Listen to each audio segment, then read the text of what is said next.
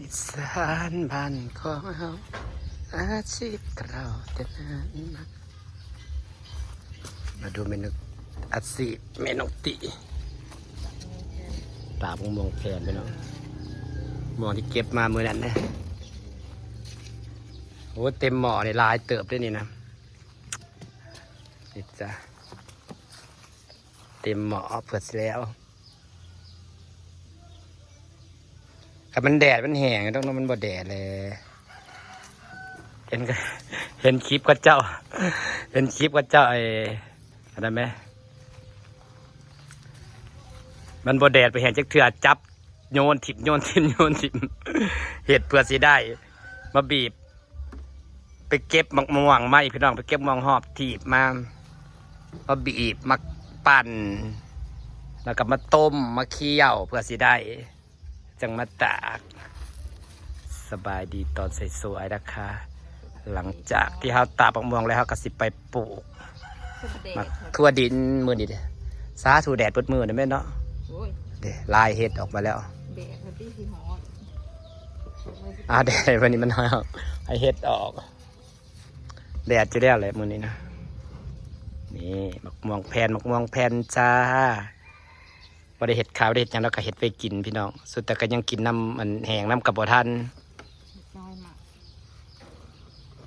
แห้งเล็กน้อยก็ลอกก่อนแล้วจะได้น้อยจะพุ่นใหญ่แล้วพุ่นใหญ่ก็ลอกคือกันแล้วนี่จ้ะธุรกิจเรานะคะนี่เต็มหม้อมักใหญ่พี่น้องนี่เราใส่น้ำตาลตัวแต่งสุดตะหวานเสยได้ออกเปรี้ยวๆหวานๆแซ่บมะม่วงแผ่นเฮาจ้าพี่น้องจ้าพอเห็ดจากสีแล้วเราก็สิเป็น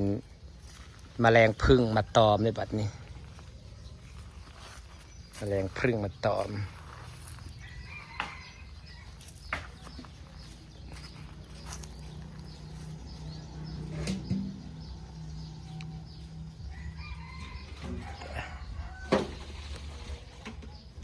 ภาษาลาวเอิญมะม่วงแผ่นภาษาไทยเอิญมะม่วงกวนเนาะกวนแล้วเราก็มาตากพี่น้องเอ้ยเพื่อจะได้กินนะคะมะม่วงกลับไปหาเก็บมันแหละจ้ะข้าเจ้าแบบว่าข้าเจ้าบ่ค่อยกินข้าเจ้ากับปีนี้มะม่วงมันหลายเนาะข้าเจ้าก็ถิ่มไปน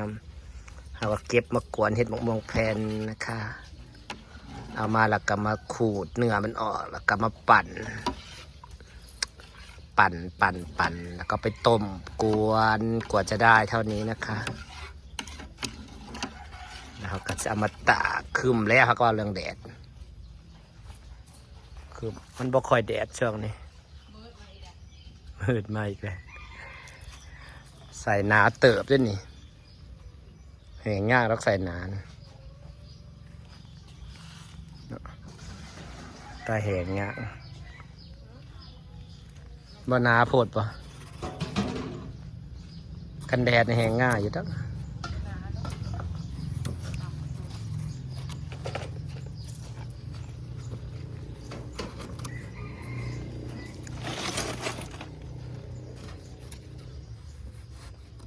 แดดมาแล้วคันแดดในซ้ำจะแห้งไว้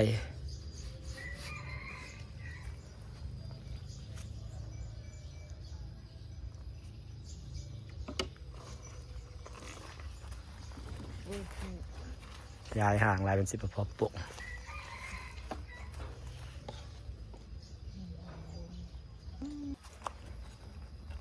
กำลังจะตากม่วงเพนพี่น้องม่วงกวนหม้อนี่ลายเติบด้วยนี่โอ้ยไม่แห้งเลยแดดออกแล้วจ้า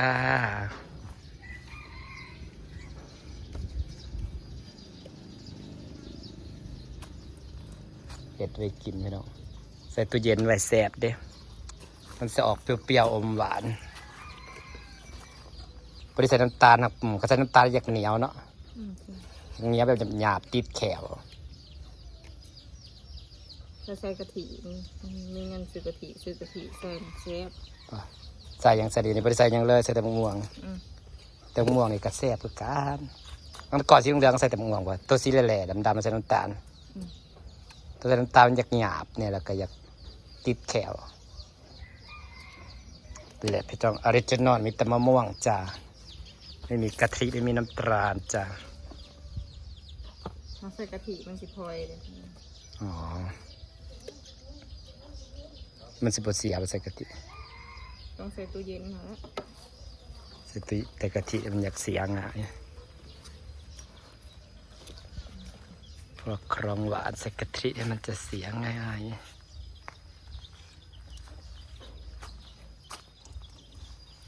จ้ะ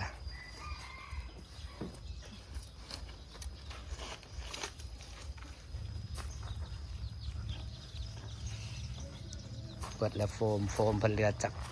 กาดีมัส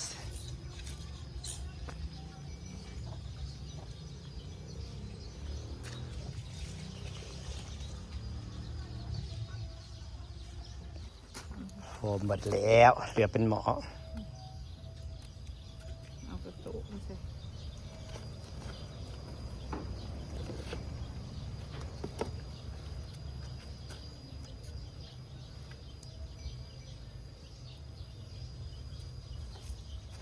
นี่คือมะม่วงแผ่นนะคะ ทำเสด็จมันก็สิหนีแล้วงานแม่เอานั้นน่ากินมาก เพิ่งมาตอม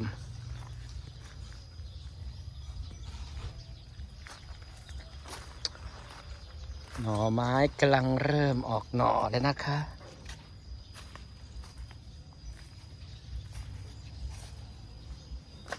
สองเกาะ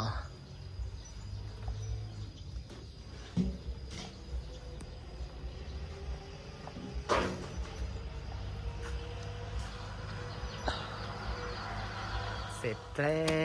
วธุรกิจเพิ่งเริ่มมาแล้วพี่น้องตากเสร็จแล้ว อันนี้แบบบ้านๆเรานะจ๊ะ